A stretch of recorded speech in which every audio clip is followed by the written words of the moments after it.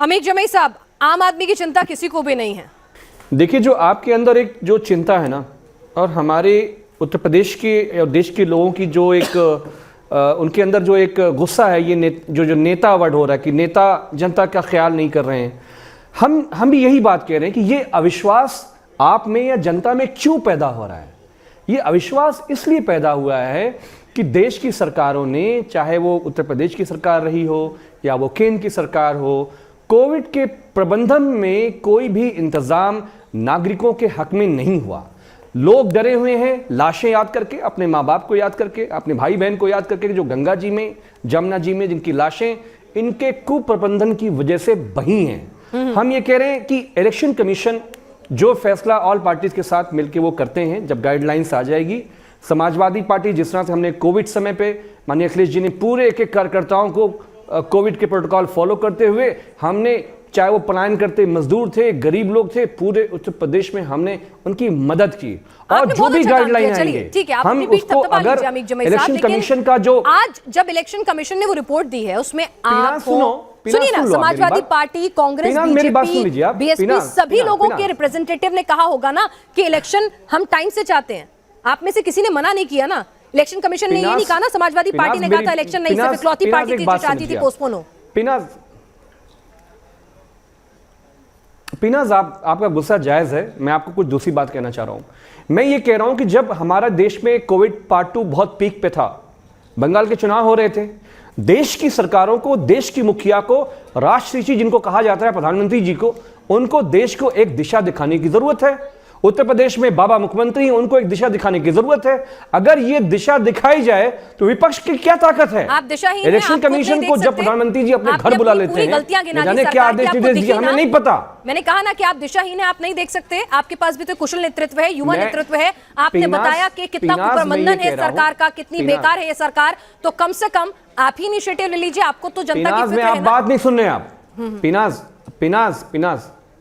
पिनाज, आप मेरी बात नहीं सुन रहे। सुनिए, आपके अंदर गुस्सा है, आप गुस्सा दिखाइए। आप मेरी बात तो रखने दीजिए, अगर आपने मुझे बुलाया है। नहीं, रखिए ना, बस आपने कहा हम ये कह रहे हैं कि उत्तर प्रदेश में, नहीं पिनाज, वो बात नहीं है। आप हमें बुलाए तो आप हमें मौका दीजिए। हम ये कह रहे हैं कि प्रधानमंत्री जी पूरे उत्तर प्रदेश में आते हैं, अस्पतालों का इनॉग्रेट करके जाते हैं, वहां पे बेड नहीं है, डॉक्टर नहीं है, दवाइयां नहीं है। नीति आयोग बोलता है उत्तर प्रदेश पूरे देश में सबसे वर्स्ट स्वास्थ्य के मामले में उसका स्टेज है। तो ये डर, आपका खौफ जायज है। इसीलिए हम ये कह रहे हैं कि ओमिक्रॉन के बारे में एशिया इलेक्शन कमीशन ने बोला कि अभी यहां पर उत्तर प्रदेश में कोई मामला नहीं है। तो हम ये कह रहे हैं कि आप जल्दी कराओ, इलेक्शन करा के खत्म कराइए। इलेक्शन जल्दी खत्म हो और एक नई सरकार आए, ताकि हम कोविड का जो भी चैलेंज है, बिल्कुल रातों रात सब कुछ बदल बनाएंगे। हम उसको डिजिटल रैली के हक में आप या नहीं? नागरिक हमारे लिए सबसे पहले हैं। राहुल देव जी, जब सब कुछ वर्चुअल हो सकता है तो आपकी नजर में पहली बात तो ये कि भाई चुनाव क्या वाकई में टाले नहीं जा सकते? क्या वाकई में ऐसा मुमकिन नहीं हो सकता है, या फिर ये प्रैक्टिकली पॉसिबल है कि आप वर्चुअल रैली करें, कोई रैली ही ना हो और चुनाव भी हो जाए? देखिए, जहाँ तक वर्चुअल रैली का सवाल है, मैं तो ये मानता हूँ कि वर्चुअल रैली ही होनी चाहिए। इस समय शारीरिक रैलियों का कोई मतलब नहीं है। उनका आयोजन करना, चाहे वो छोटी हो या बड़ी हो, लोगों की जान को खतरे में डालना है। अगर वो रोकी नहीं जाती और चुनाव कराए जाते हैं तो ये अपने आप में एक बिल्कुल ना समझ में आने वाली बात होगी, और ये मैं कहूँगा कि ये जनता के स्वास्थ्य के विरोध में काम करने वाला काम होगा। ये अब स्वास्थ्य विशेषज्ञों से मिलकर चुनाव आयोग को तय करना है कि अलग अलग राज्यों में कोरोना की स्थिति क्या है, संक्रमण कितनी तेजी से फैल रहा है, उसका प्रकार क्या है, उसकी बारीकियां क्या हैं।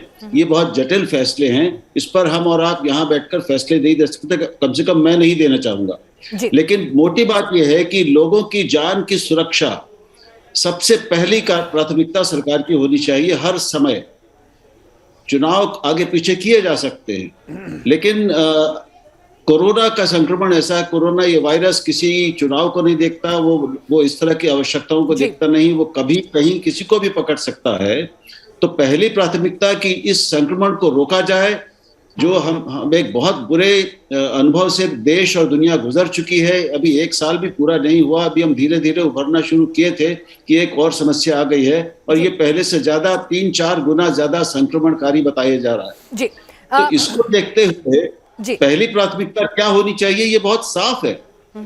तो अब ये सरकार को तय करना है और चुनाव आयोग को तय करना है। ठीक है प्रेम ये तो शुक्ला हम जी, समझते हैं कि राजनीतिक पार्टियां तो नहीं चाहेंगी कि चुनाव टाले जाएं, वो तो चाहेंगी कि कुछ भी हो जाए, हमारे चुनाव होने चाहिए, लेकिन उनकी इच्छा पर लोगों की जान के साथ खिलवाड़ नहीं किया जा सकता। कोर्ट ये तय कर सकता है कि अगला 15 दिन तक वर्चुअल काम करेंगे हम 15 जनवरी तक, 3 जनवरी से 15 जनवरी तक, लेकिन कोर्ट भी कोई इंटरफेरेंस नहीं कर सकता है। सरकार कह रही है कि इलेक्शन कमीशन को करना है, तो भाई आम आदमी इतना लाचार है कि उसके लिए कोई कुछ नहीं कर सकता है। देखिए पिनाक जी, महत्वपूर्ण बात इस बात को लेकर यह है कि जब तक चुनाव की घोषणा नहीं हो जाती, यानी जब तक इलेक्शन कमीशन चुनाव की घोषणा नहीं करता, तब तक पब्लिक ऑर्डर और किसी भी तरीके की आपदा से निपटने की जिम्मेदारी सरकारों के ऊपर है। केंद्र की सरकार और राज्य सरकार, ये दोनों राज्य सरकारों की जिम्मेदारी है कि वो इतने बड़े पैमाने पर लोगों को इकट्ठा होने से रोकें। अगर वो प्रधानमंत्री की रैली है तो भी लोकल एडमिनिस्ट्रेशन उसको रोक सकता है और उस रैली के आयोजकों के खिलाफ कार्रवाई कर सकता है एमडीएमए एक्ट के तहत।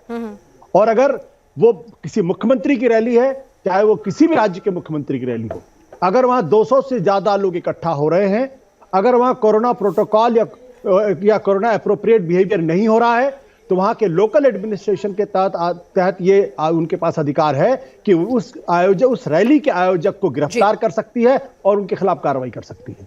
लेकिन अभी आपके चैनल पे आप देखिए, भारतीय जनता पार्टी के भी प्रवक्ता है और कांग्रेस पार्टी के भी प्रवक्ता है, इनकी कोई दिलचस्पी इस बारे में नहीं है कि बड़ी रैलियां ना हो। एक दूसरे के ऊपर सिर्फ तोहमतें लादी जा रही, एक दूसरे को जिम्मेदार ठहराया, एक दूसरे से सवाल पूछा जा रहा।